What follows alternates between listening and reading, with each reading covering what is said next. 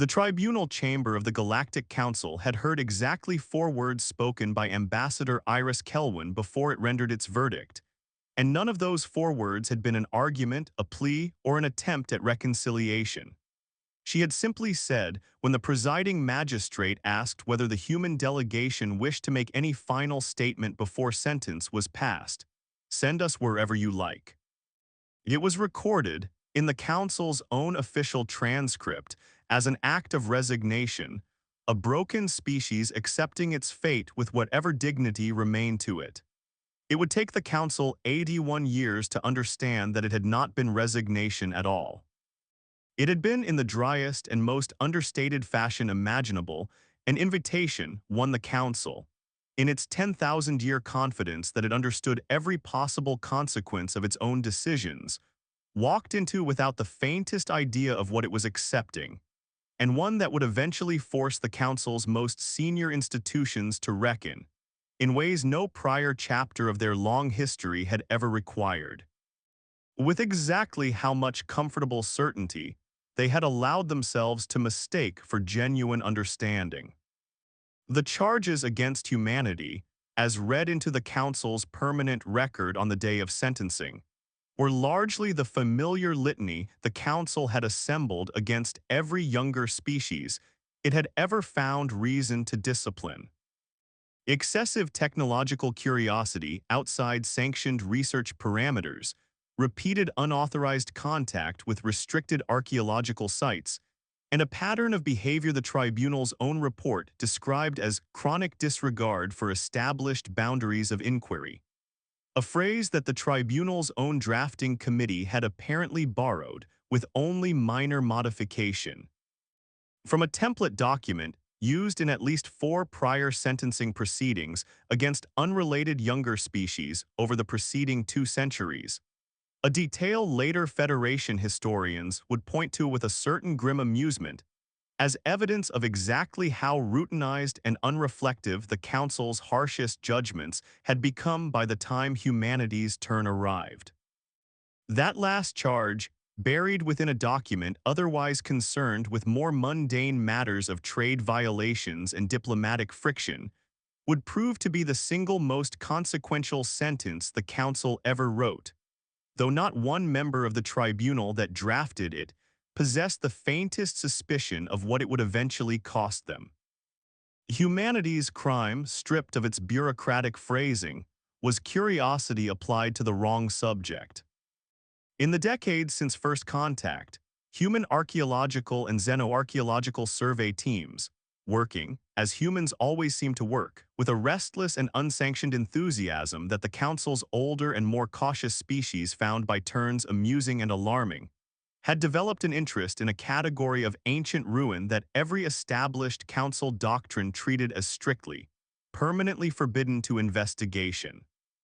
The scattered, silent remnants of a civilization the Council's own oldest historical records referred to only as the Vantar, a precursor species that had, by every fragment of surviving evidence, achieved a level of technological mastery so far beyond anything the Council's current member species had managed across 10,000 years of combined effort, that even the Council's most advanced engineering academies had long ago stopped attempting to reverse engineer the handful of Vantar artifacts that had ever been recovered intact. Artifacts that were, by long-standing Council policy, kept sealed away in high-security storage facilities visited only rarely, and then only by a small, carefully vetted circle of senior researchers sworn to a level of institutional secrecy that most ordinary Council citizens, across 10,000 years of otherwise remarkably open scholarly tradition, never once had cause to question. The Vantar had vanished from the galaxy an unknown but clearly immense span of time before even the Council's earliest founding species had achieved starflight, leaving behind nothing but scattered, inert ruins, a scattering of artifacts too dangerous or too incomprehensible to safely study, and a deep, institutionalized fear passed down through every generation of Council scholarship that whatever had ended the Vantar civilization might still, in some form, pose a risk to anyone reckless enough to go digging too deeply into what remained of it. Human researchers, upon learning of this restriction during the early decades of Council contact, had reacted in precisely the manner the Council's older species had already, by that point, come to expect and quietly dread from them. They had asked why. Not out of malice and not out of any deliberate intention to provoke Council authority, but out of the same restless, compulsive need to understand the shape of a locked door that had characterized humanity's relationship with every loosed boundary it had ever encountered, whether that boundary belonged to nature to its own prior assumptions, or, as in this case, to an ancient and deeply frightened galactic institution that had never fully articulated, even to itself, exactly what it was afraid of finding. The Council's answer to that question, delivered across decades of increasingly terse diplomatic communication, amounted to little more than a repetition of the restriction itself, backed by vague, unspecified warnings about catastrophic historical precedent that the Council's own archives, when human researchers were eventually permitted limited access to them, proved frustratingly thin on actual verifiable detail. It was this frustration, compounded across years of stonewalled inquiry, that eventually led a small, unauthorized team of human xenoarchaeologists to do precisely what the Council had spent 10,000 years training every one of its member species never to do. They conducted an independent survey of a minor, previously uncatalogued Vantar ruin site on the fringe of a system nominally under human administrative jurisdiction, without seeking or receiving Council authorization first. The survey itself, according to the records later recovered from the team's own field logs, produced nothing especially dramatic: a handful of inert structural fragments, some corroded machinery whose function the team's instruments could not confidently identify, and a modest cache of data crystals whose encoding proved,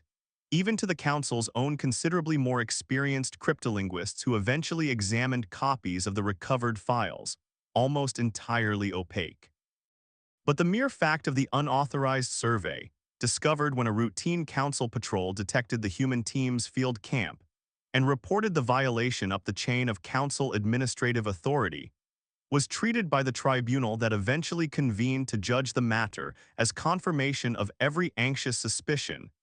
the Council's oldest institutions had ever harbored about humanity's fundamental unsuitability for continued inclusion in Council governance. A species willing to violate the single most absolute and long-standing restriction in the entire body of Council law, the tribunal's ruling concluded, for no better reason than curiosity, could not be trusted to respect any boundary the Council might reasonably wish to impose upon it in the future. The sentence when it came was exile, not to any specific, carefully selected region chosen for its particular hostility or its particular remoteness, as had characterized certain earlier Council exiles of other troublesome species, but to a broad, loosely defined expanse of unclaimed territory along the galaxy's remote southern quadrant, a region the Council's own cartographers had never bothered to survey in any detail, because nothing about it had ever previously registered as sufficiently interesting, valuable, or dangerous to warrant the attention. It was this last detail, the sheer institutional indifference with which the Council selected humanity's exile territory, choosing a region defined essentially by the fact that no one had ever cared enough about it to claim or catalog it, that would prove across the following 8 decades to be the single most catastrophic miscalculation in the Council's entire 10,000-year history of governance, though it would take the Council the better part of that 80-year span to understand exactly why. The team responsible for that original unauthorized survey, 5 human xenoarchaeologists led by a field researcher named Tomás Ferreira-Damy, whose academic career up to that point had been characterized by a string of minor, largely unremarkable publications on conventional pre-Council human archaeological sites, could not have anticipated, in the weeks leading up to their decision to proceed without formal authorization, the full weight of consequence their choice would eventually carry. Ferreira-Damy's own field journal, later recovered and preserved as one of the founding documents of the Exile-era historical archive, records a decision made not out of any grand defiance of Council authority, but out of the same small, specific frustration that had built across years of stonewalled formal requests,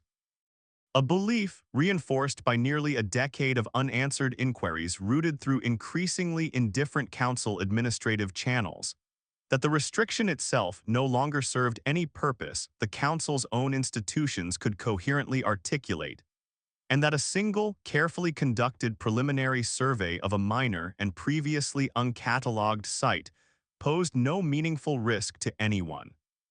It was, in the most literal and immediate sense, a small and almost mundane act of professional impatience, the kind of boundary testing that occurred with some regularity across every discipline of human academic inquiry and rarely provoked more than a formal reprimand when council authorities noticed it at all. That this particular act of impatience happened to intersect with the single most absolute restriction in the council's entire body of law,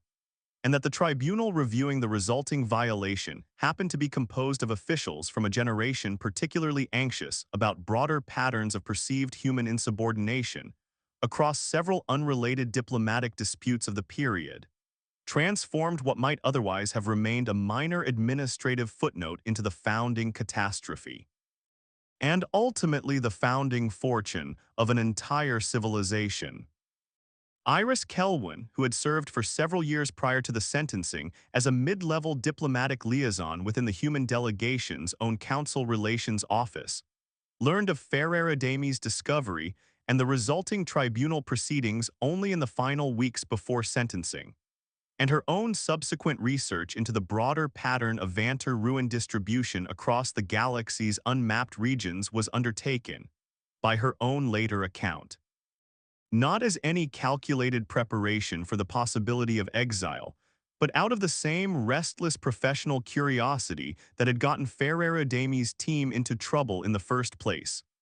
A desire to understand, as thoroughly as the Council's restrictive archives would permit, exactly what category of danger her people now stood accused of courting. It was only in the final days before the tribunal's verdict, once the shape of the council's likely sentence had become clear through informal channels, that Kelwin began to recognize the strange and consequential possibility buried within her own research.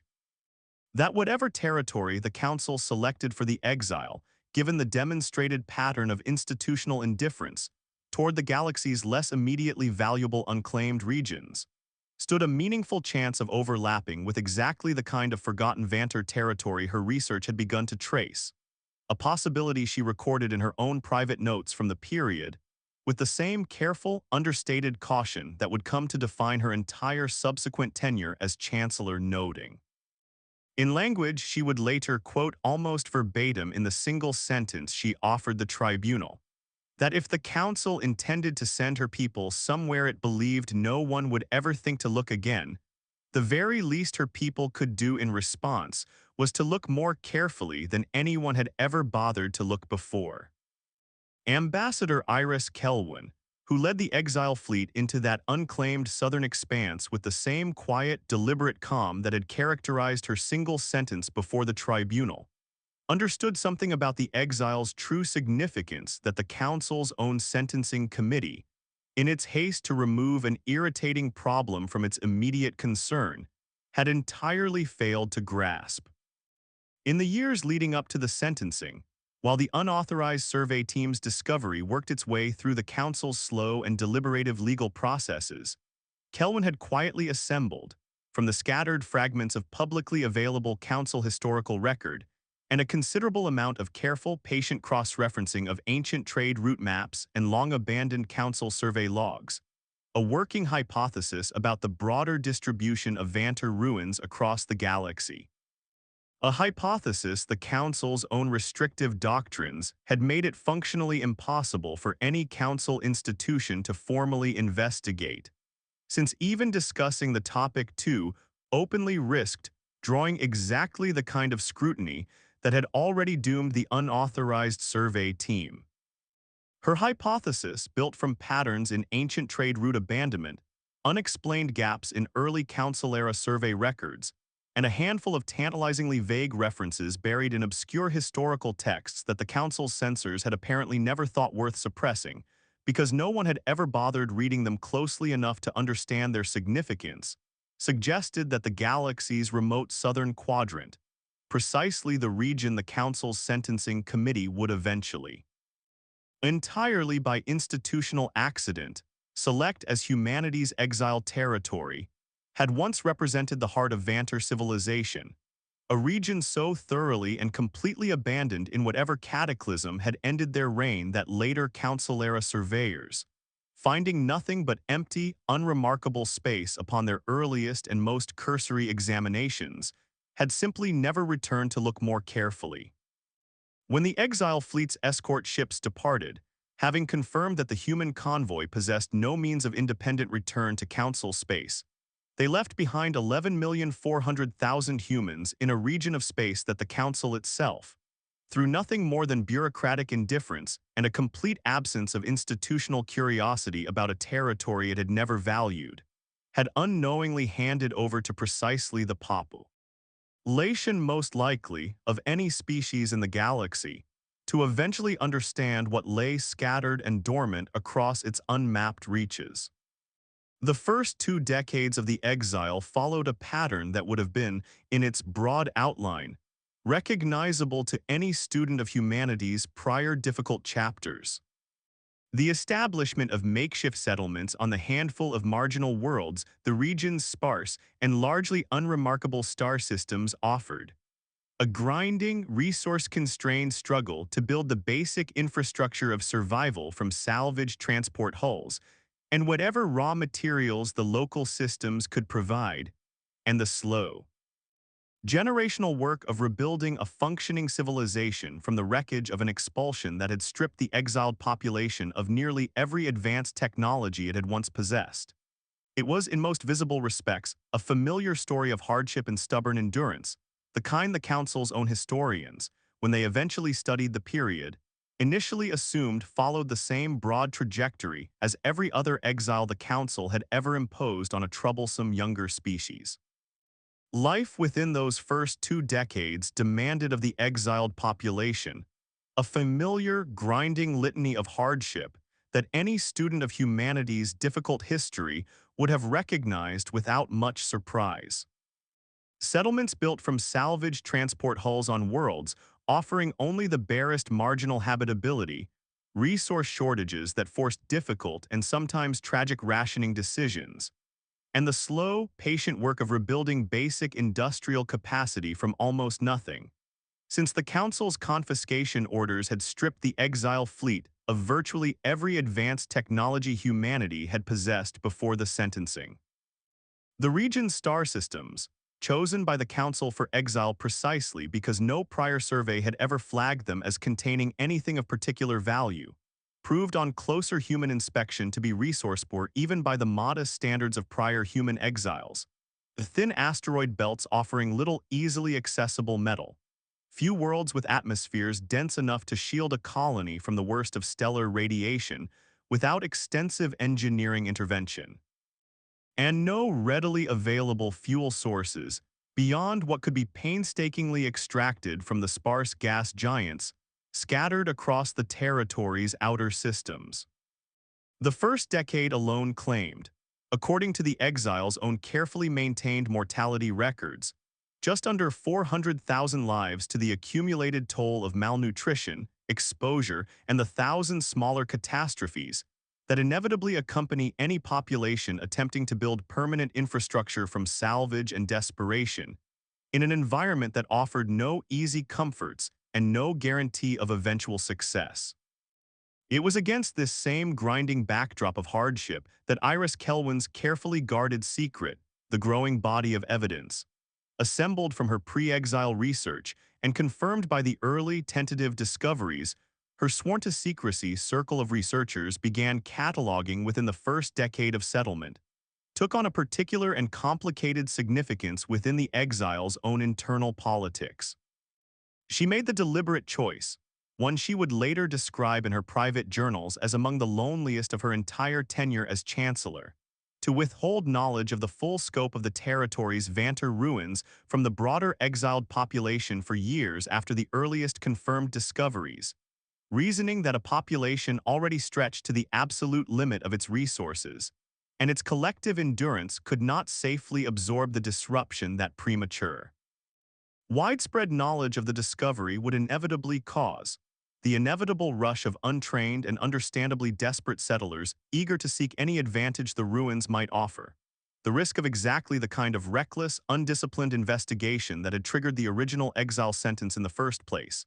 and the very real possibility that careless handling of genuinely dangerous ancient technology might cost the already fragile exile population losses it could not afford to sustain. It was a choice that placed considerable strain on her relationship with the exile's broader governing council in the years before the discovery was finally, carefully disclosed, and one that her own successor, Naledi Osai Kelwin, would later describe as the single most difficult but ultimately most consequential act of leadership her adoptive mother ever undertook. What distinguished this exile from everyone that had preceded it, though it would take decades for even the exile's own leadership to fully appreciate the distinction, was the presence, scattered across dozens of otherwise unremarkable star systems within the exile's designated territory, of exactly the kind of dormant Vantar ruins Iris Kelwin's careful pre-exile research had predicted might be found there. The furs.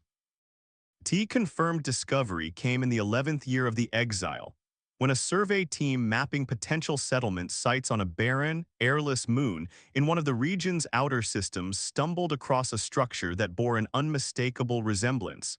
in its material composition and its baffling, non-intuitive architectural geometry, to the fragmentary reports Kelwin had compiled before the exile began. It was, compared to the grand-scale later discoveries would eventually reveal, a modest find, a single, partially collapsed structure whose function remained entirely opaque to the survey team's limited instruments, and whose corroded internal systems showed no signs of any residual power or activity. But its mere existence confirmed, to Kelwin and the small circle of researchers she had sworn to careful secrecy in the years before the exile, that her hypothesis had been correct, and that the Council, in its haste to dispose of an inconvenient problem, had unknowingly delivered humanity directly into the heart of the single richest concentration of Vantar archaeological sites anywhere in the known galaxy. The decision to proceed with careful, deliberate secrecy regarding the full scope of what the exiled population had discovered was, according to Kelwin's own later accounts, one of the most difficult and most consequential choices of her entire tenure, as leader of what would eventually become the reconstituted Human Federation of the Exiled Territories. She understood from her years of careful pre-exile study of the Council's own restrictive doctrines that the Council's fear of Vantar technology, however poorly articulated in the surviving historical record, was not simply institutional paranoia without foundation. Something had, by every scrap of surviving evidence, ended the Vantar civilization with sufficient totality and sufficient suddenness that the Council's oldest founding species, in the earliest days of their own emergence into starflight, had apparently judged the risk of investigating the cause too dangerous to responsibly pursue. But she understood equally clearly that a population already once exiled for the crime of asking forbidden questions had little to lose, and potentially everything to gain, from proceeding with careful, methodical, and above all patient investigation of exactly the resource the Council had unknowingly handed them, provided that investigation proceeded with a discipline and a caution the Council's own sentencing tribunal had explicitly, and as it would eventually prove, quite wrongly assumed humanity incapable of exercising. The research program that Kelwin quietly established in the years following that first confirmed discovery, drawing on a carefully selected and sworn-to-secrecy cadre of the exile's most capable scientists and engineers, proceeded across the following 6 decades with a methodical caution that stood in deliberate, calculated contrast to the reckless curiosity the Council's tribunal had cited as justification for the exile in the first place. Every newly discovered site was studied first through purely passive observation, with active investigation proceeding only after months or sometimes years of careful preliminary analysis, designed to minimize any risk of triggering whatever catastrophic failure mode had apparently doomed the Vantar's own civilization. It was a discipline that cost the research program considerable time. Kelwin herself, in journals later included in the founding archive of the reconstituted Federation, wrote candidly of the frustration this caution sometimes provoked among researchers eager to move more quickly toward understanding technology that promised, even in its earliest and most fragmentary glimpses, capabilities that made the most advanced systems in the Council's own current arsenal look primitive by comparison. But it was a discipline she insisted upon without exception, precisely because she understood, with a clarity the Council's own tribunal had never credited humanity with possessing, that the single greatest risk facing the research program was not any external threat from the Council, distant and largely disengaged from a territory it had long ago written off as worthless, but the risk of humanity itself repeating, through impatience or overconfidence, whatever catastrophic error had once ended an entire precursor civilization. The research program itself, once it formally expanded beyond Kelwin's original small circle of sworn researchers in the Exile's third decade, developed institutional safeguards that reflected, in their careful, deliberate design, a population determined never to repeat the specific failure of judgment that had originally provoked the Council's wrath. Every researcher admitted to the program underwent years of rigorous training, not merely in the relevant technical disciplines, but in a formal ethical and procedural curriculum built explicitly around the lessons of the original unauthorized. D-Survey, a curriculum that emphasized patience over speed, verification over ambition, and a deep, almost reverent caution toward any system or artifact whose function could not first be confidently characterized through purely passive study. The program's governing charter, drafted by Kelwin herself in consultation with the Exile's broader council, once the decision to formally disclose the discovery had finally been made, established a multi-tiered review process that required any proposed active investigation of a newly discovered site to pass through successive layers of independent technical and ethical scrutiny before authorization could be granted, a bureaucratic discipline that some of the program's more impatient researchers, in journals and correspondence later included in the Federation's historical archive, occasionally chafed against, but which the program's leadership, generation after generation, refused to relax even as the pace of discovery and the pressure to accelerate practical application both steadily increased. This discipline paid its most visible dividend in the program's handling of what later came to be known, within the Federation's own historical record, as the Halcyon Incident, an episode that occurred in the Exile's 31st year, when a survey team investigating a considerably larger and more structurally intact Vantar installation than any previously discovered detected clear evidence of residual dormant power within several of the site's core systems. The temptation to proceed quickly, to attempt direct activation of systems that promised, even in their dormant state, evidence of technological sophistication far beyond anything the research program had yet encountered, was by every account considerable, and a vocal minority within the program's own leadership argued forcefully for accelerated investigation, citing the mounting resource pressures facing the broader exile population and the potential value of whatever the site might yield. Kelwin herself, then in the final years of her tenure and increasingly frail from the accumulated strain of decades of leadership, personally intervened to enforce a full 18-month period of purely passive monitoring before any team was permitted even preliminary physical contact with the site's active systems. A delay that her own private correspondence from the period reveals she imposed over considerable internal objection, and one that later analysis, conducted once the site systems were finally, carefully understood, confirmed had almost certainly prevented a containment failure that internal engineering assessments suggested could have proven catastrophic to the research team and potentially to the broader settlement in its vicinity. The Halcyon incident became, in the decades that followed, a foundational case study within the research program's own internal training curriculum, cited repeatedly as proof of the wisdom underlying the program's deliberately unhurried institutional culture. The breakthroughs, when they finally began arriving with increasing frequency across the middle decades of the research program, exceeded even Kelvin's own carefully guarded expectations. The recovered data crystals that had originally drawn Council attention to the unauthorized survey that triggered the exile proved, once human cryptolinguists finally cracked the encoding scheme across nearly 2 decades of painstaking work, to contain not merely scattered fragments of Vantar technical documentation,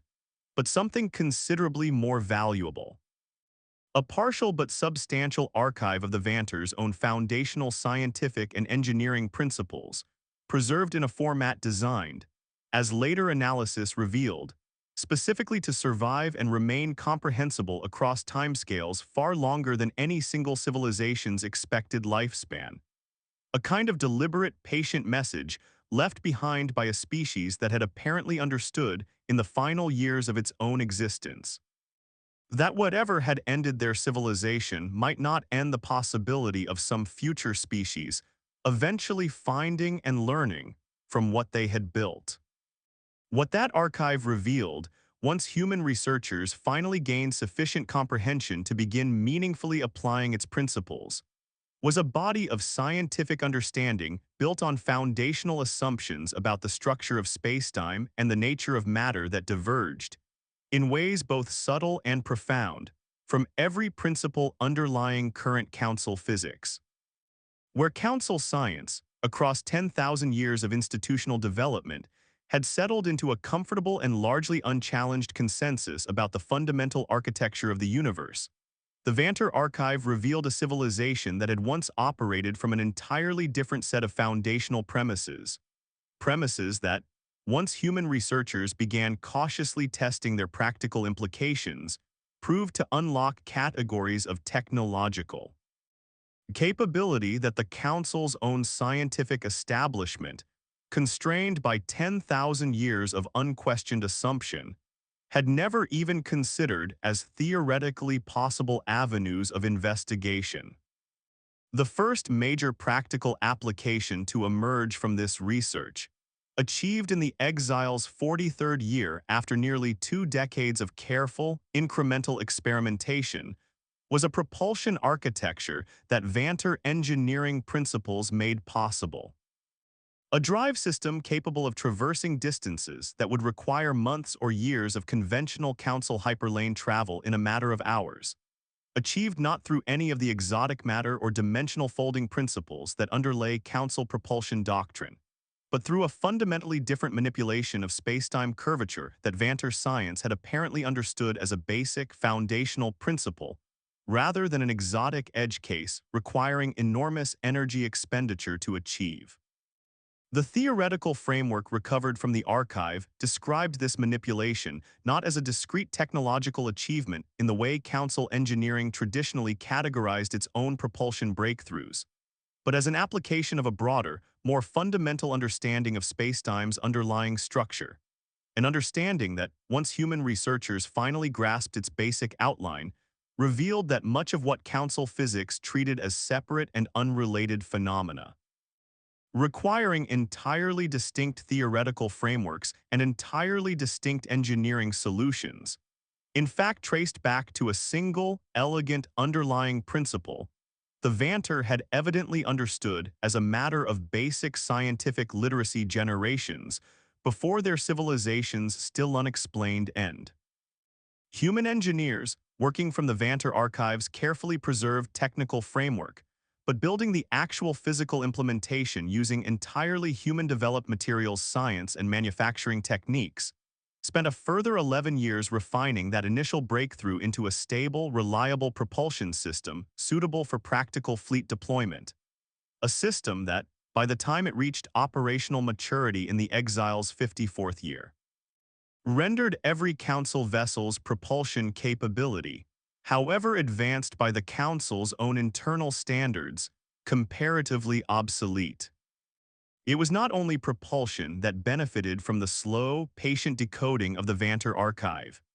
Materials science derived from Vantar principles produced hull composites of a structural resilience that made Council armor plating, however sophisticated by its own institutional standards, appear crude and inefficient by comparison. Energy generation systems built on Vantar foundational physics achieved output efficiencies that human engineers, even after decades of careful study, still could not fully explain in terms compatible with conventional Council thermodynamic theory, though the systems themselves functioned with a reliability that made the question of underlying theoretical explanation, for practical purposes, largely academic. And perhaps most significantly of all, sensor and detection technology built on Vantar principles achieved a resolution and range that rendered Council stealth and evasion doctrine, developed and refined across millennia of institutional military tradition, essentially transparent to any human vessel equipped with the new systems, a capability that the Exile's own governing council, upon fully appreciating its implications, debated at considerable length before ultimately deciding. With the same careful discipline that had characterized the entire research program from its inception, to develop, but not yet deploy in any manner that might prematurely reveal the full scope of what had been achieved. Iris Kelwin did not live to see the full flowering of the research program she had initiated, dying in the Exile's 38th year, 5 years before the first major propulsion breakthrough, from causes that the Exile's medical archives attribute simply to the accumulated toll of decades spent shouldering the particular burden of leading a traumatized and resource-starved population through the earliest and hardest years of an uncertain exile. Her successor as Chancellor of what had, by that point, formally reconstituted itself as the Southern Federation, a name chosen with deliberate, understated irony by a population that had spent decades quietly transforming a territory the Council once considered too worthless to bother naming into the foundation of a civilization the Council would eventually be forced to reckon with as an equal, was a woman named Naledi Osai Kelwin, Kelwin's own adopted daughter. Who had been among the first generation of researchers Kelwin personally selected and trained for the earliest phases of the Vantar research program, and who would go on to lead the Southern Federation for the better part of 4 decades, overseeing both the technological flowery NG that followed the propulsion breakthrough, and eventually, the deliberate, carefully staged process of finally revealing the full scope of humanity's transformation to a council that had, across 8 decades of institutional indifference, entirely forgotten to wonder what its long-discarded exiled species might have been quietly building in a territory it had never once bothered to survey. The Council's rediscovery of humanity's presence, when it finally came in the exile's 81st year, arrived not through any dramatic confrontation but through the almost anticlimactic mechanism of routine diplomatic correspondence, when a modest Southern Federation trade delegation, dispatched at Naledi Osai Kelwin's own careful direction, formally requested re-establishment of diplomatic relations with the Council through the same standard interspecies communication channels any minor unaffiliated power might use to initiate contact with a Council border administrator who had never previously heard the delegation's country of origin mentioned in any context whatsoever.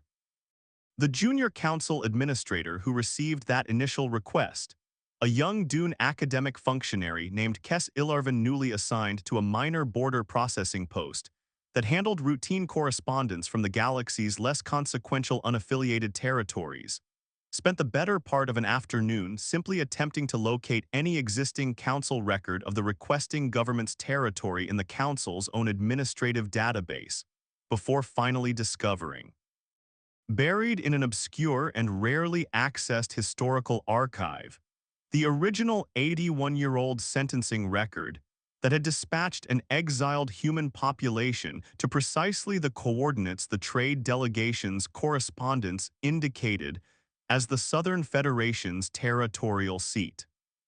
What followed, once the discovery worked its way up through the Council's administrative hierarchy to officials with sufficient authority and sufficient institutional memory to grasp its full significance,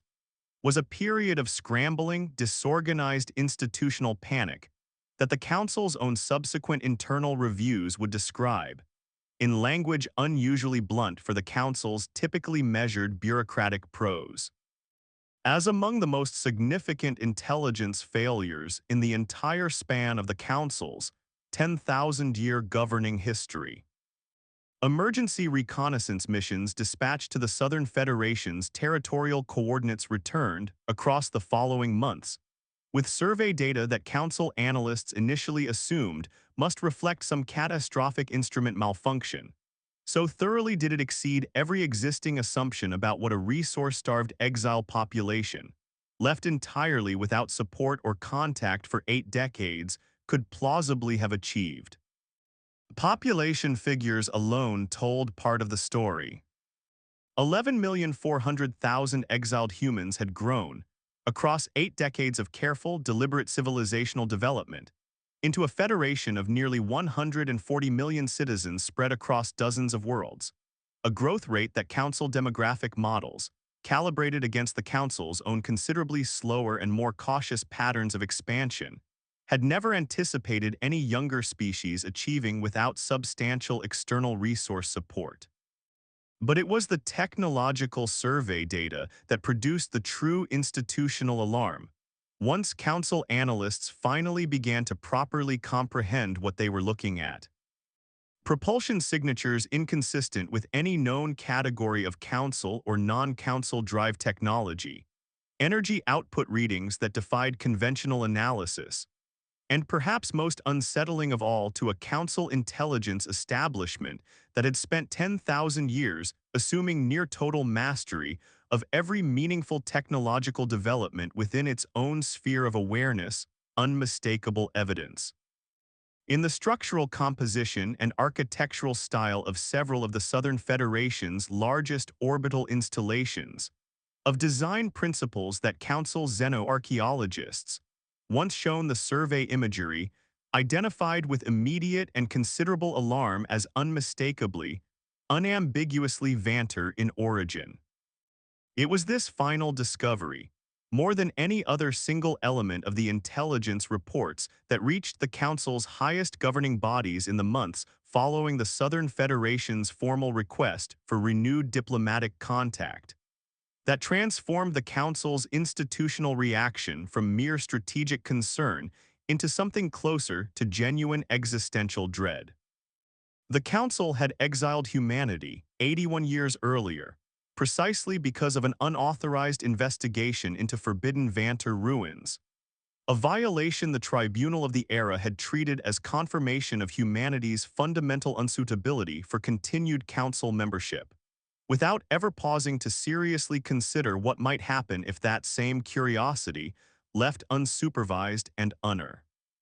restricted for decades in a territory the Council itself had failed to properly survey or protect, were eventually permitted to run its full and uninterrupted course. The Council had spent 10,000 years enforcing the most absolute restriction in its entire body of law, specifically, to prevent any species from gaining exactly the kind of understanding the Southern Federation's survey data now strongly suggested humanity had achieved, and had done so not through any careful, sanctioned Council research program conducted under appropriate institutional oversight, but through 8 decades of patient, disciplined, entirely independent investigation conducted by a population the Council had discarded, and then, in the truest and most damning sense of the phrase, simply forgotten to keep watching.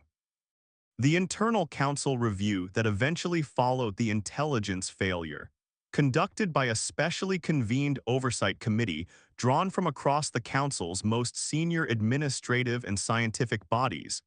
spent the better part of 2 years attempting to reconstruct exactly how a territory containing 11 million exiled citizens, and as it eventually emerged. One of the galaxy's richest concentrations of the single most closely restricted category of archaeological site in the entire body of Council law, had gone entirely unmonitored for 8 full decades. The committee's eventual findings, portions of which were declassified decades later under mounting public pressure once the broader story of the Southern Federation's origin became widely known across Council space, identified a cascading series of institutional failures that read, in retrospect, less like a single dramatic oversight and more like the slow, compounding accumulation of 10,000 years of bureaucratic habit finally producing a catastrophic blind spot. The exile territory had been assigned at the time of sentencing to a minor administrative office responsible for monitoring dozens of similarly low-priority unclaimed regions, an office that had, across the following decades, been subject to repeated budget reductions and staff reassignments, as the Council's institutional attention gradually drifted toward matters its senior leadership judged more immediately consequential. Routine monitoring patrols, mandated by the original sentencing order to occur on a decadal basis, had in practice been quietly deprioritized and eventually discontinued altogether by the exile's third decade, a lapse that no single official within the relevant chain of command had ever been held individually accountable for, precisely because the decision had never been made deliberately at all, but had simply accumulated year after year from 100 small, individually reasonable-seeming choices to allocate limited patrol resources toward regions the Council's own institutional priorities judged more pressing. Thren Kalarath Vess, the same methodical SESC strategic analyst whose earlier work studying an unrelated exiled population had already established her reputation as one of the Council's most rigorous assessors of emerging threats, was among the small group of senior officials brought in to consult on the review once the full scope of the Southern Federation's technological achievement became clear, and her own contribution to the committee's final report. According to colleagues who worked alongside her during the review, focused less on the specific chain of administrative failures than on the deeper, more troubling pattern those failures revealed about the Council's broader institutional psychology. The Council's confidence in its own comprehensive awareness of every meaningful development within its sphere of influence, she argued, had itself become a kind of institutional liability, a settled assumption so deeply embedded in 10,000 years of largely successful governance that it had rendered the Council's own oversight structures increasingly complacent, increasingly willing to deprioritize the unglamorous, unrewarding work of monitoring territories and populations that no longer seemed, by any immediately visible metric, to pose an active threat worth the ongoing expenditure of institutional attention. It was, she noted in language that several members of the review committee reportedly found uncomfortably blunt for the occasion, precisely the kind of complacency that a species defined by an uncapped and largely unpredictable adaptive ceiling was uniquely positioned to exploit, whether or not that exploitation had ever been consciously intended as such by the population in question. The formal diplomatic delegation that the Council eventually dispatched to the Southern Federation's territorial capital, once the full scope of the intelligence findings had worked its way through the Council's deliberative processes and produced, after considerable internal debate, a decision to pursue cautious contact rather than any more aggressive response, W. As received by Chancellor Naledi Osai-Kelwin aboard a vessel that the delegation's own technical assessors granted a brief and carefully supervised tour before the formal proceedings began, would later describe in reports to their superiors as representing a category of technological achievement they could not confidently place anywhere on the Council's own established scale of civilizational advancement. Because the vessel's underlying engineering principles simply did not map onto any framework the Council's own scientific tradition had ever developed for making such comparisons. The vessel aboard which Naledi Osai-Kelwin received the Council delegation offered, In its outward appearance alone, a striking visual testament to exactly how thoroughly Vantar engineering principles had reshaped human shipbuilding across the decades since the propulsion breakthrough. Where the Southern Federation's earliest Exile-era vessels had been built from the same salvaged, improvised materials that had characterized every hard chapter of humanity's difficult history, the fleet that had grown from 81 years of patient Vantar research bore almost no resemblance to any prior human design tradition, let alone to the crystalline, ceremonially ornamented hulls of council vessels. The ships were built from a smooth, seamless composite that seemed, to the delegation's own technical assessors, to lack any conventional structural framework at all, its hull surface marked instead by faint, shifting patterns of pale light that traced pathways corresponding, as later analysis would reveal, not to any decorative circuitry, but to the actual underlying space-time curvature architecture the vessel's propulsion and defensive systems continuously maintained across its entire structure. A design philosophy so fundamentally different from conventional council or even prior human shipbuilding practice that council engineers, studying the vessel's exterior for the first time, initially struggled even to identify which visible features corresponded to functional systems, and which were simply emergent properties of the underlying Vantar-derived materials science holding the entire structure together. It was a ship that seemed, in the words of one delegation member's later report, less like something that had been built in the conventional sense and more like something that had been coaxed, patiently and with considerable understanding, into a stable and coherent shape from principles the Council's own shipwrights could not yet fully articulate. Naledi Osei Kelwin's address to the Council delegation, delivered with the same measured, understated calm that had characterized her mother's single sentence before the original sentencing tribunal 8 decades earlier, made no reference to vengeance, no demand for reparation, and no gesture toward the kind of triumphant vindication that the sheer scale of the Southern Federation's achievement might easily have justified. 81 years ago, she said, your council exiled my people for the crime of asking a question you had spent 10,000 years forbidding anyone to ask, and you sent us in your haste to be rid of an inconvenient problem to precisely the one place in the galaxy where that question could finally, patiently, and safely be answered. We do not tell you this to mock the council's carelessness, though I understand if some among you find that difficult to hear without at least a measure of quiet embarrassment. We tell you this because we believe you deserve to understand with total clarity exactly what your own sentencing tribunal's failure of imagination has cost you. Not merely a technological advantage you can no longer hope to fully close, but the certainty which your council has depended upon for 10,000 years to maintain its authority over every species within its reach, that you fully understand the consequences of every judgment you hand down. You do not. You never fully have. We are, in the truest and most literal sense available to us, living proof of exactly how badly that confidence can fail you. And we would ask, in the spirit of whatever relationship the two of our civilizations choose to build from this point forward, that you carry that lesson forward with rather more humility than your tribunal carried into the chamber the day it decided our curiosity made us too dangerous to keep. Naledi Osei Kelwin did not threaten the council with the technology her people had spent 8 decades carefully, patiently mastering. She did not need to. The mere fact of its existence, demonstrated not through any display of force, but through the simple, undeniable evidence of what the Southern Federation had built in 81 years of exile, the Council had assumed would end in quiet, unremarkable extinction, communicated everything that needed to be understood about the new and permanently altered balance between the two civilizations.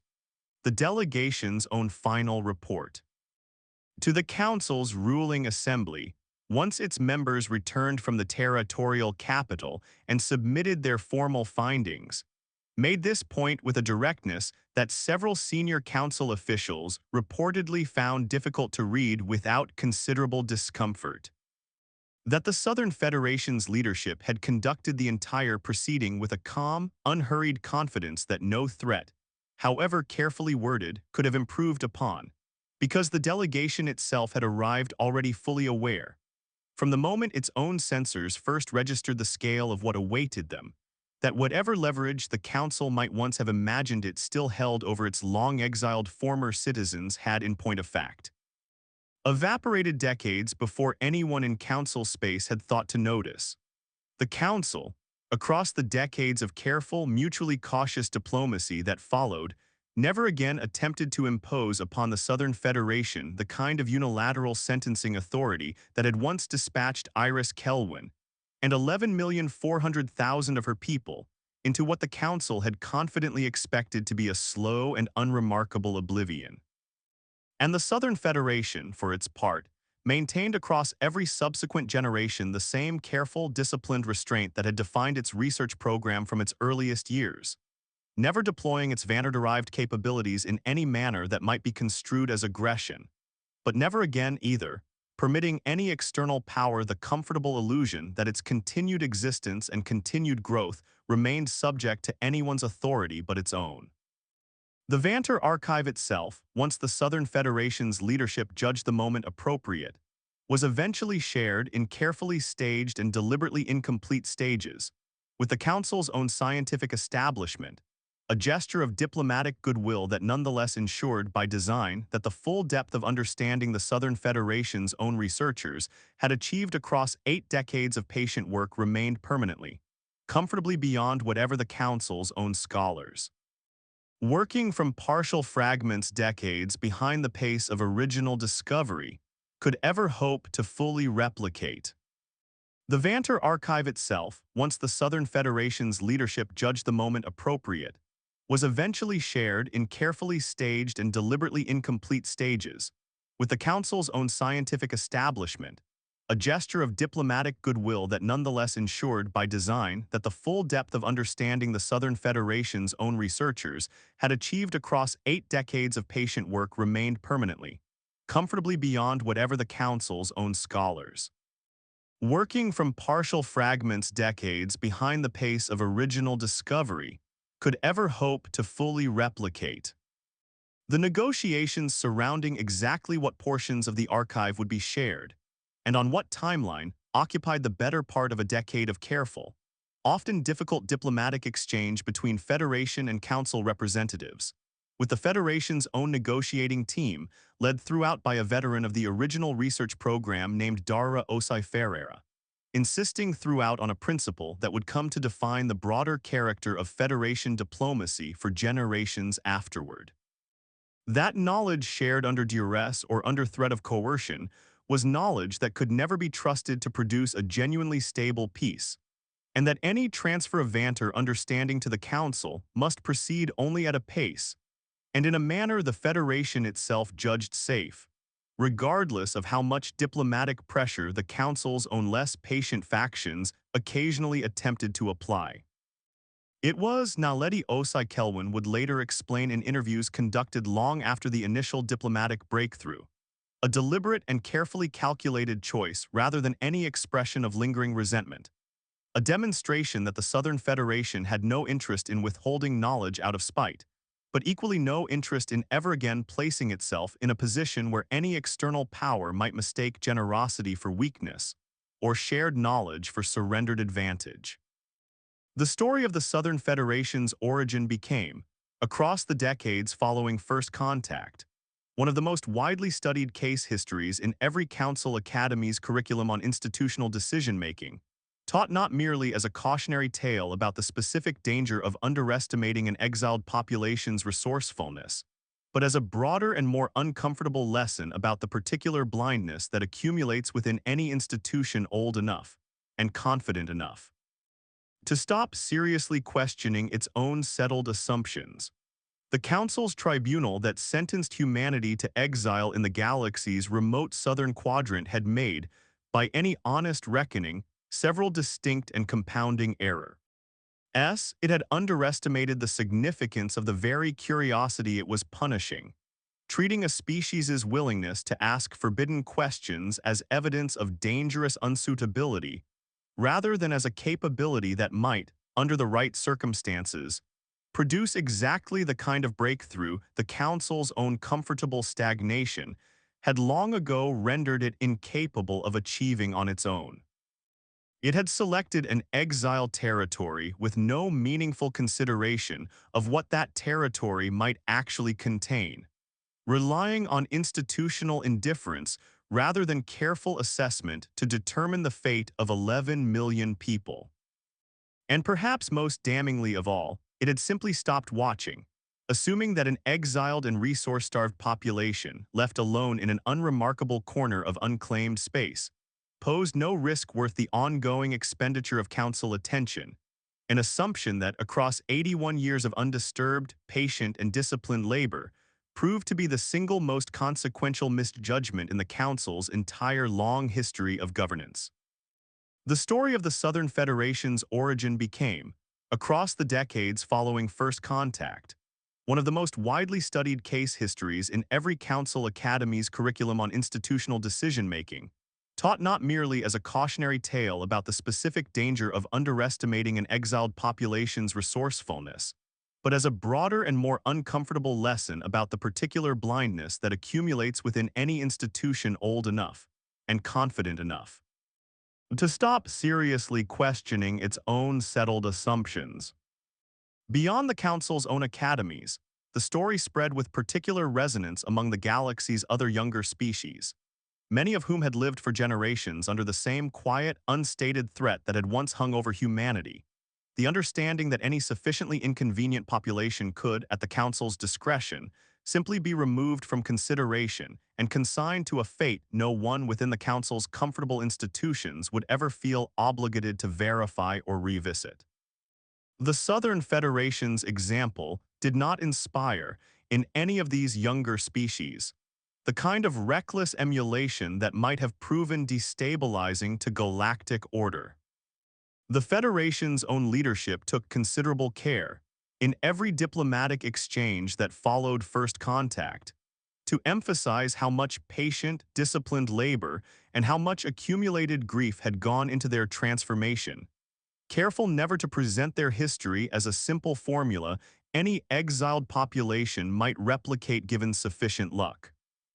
But the story did something else, something the Council's own strategists found considerably harder to manage through careful diplomatic messaging. It introduced, into the political calculations of every younger species watching from the margins of Council authority, a persistent and irreducible uncertainty about exactly how confident the Council could still claim to be that it understood the full consequences of its own judgments. Naledi Osei-Kelwin governed the Southern Federation for the remainder of her long tenure as Chancellor,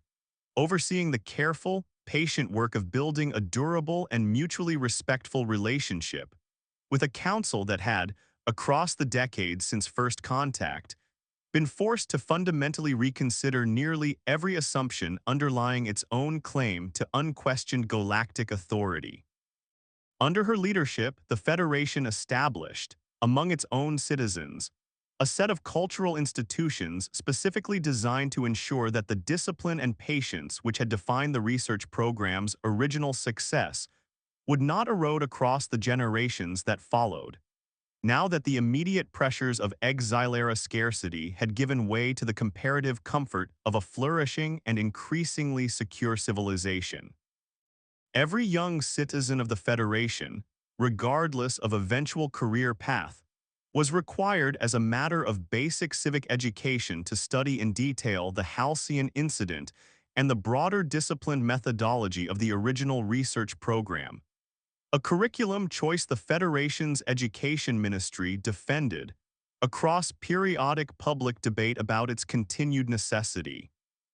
on the grounds that a civilization's hardest-won lessons are also its most easily forgotten, once the circumstances that originally taught them have faded from living memory. She died eventually in a habitat orbiting the same barren, airless moon where the first confirmed Vantar ruin had been discovered in the Exile's 11th year,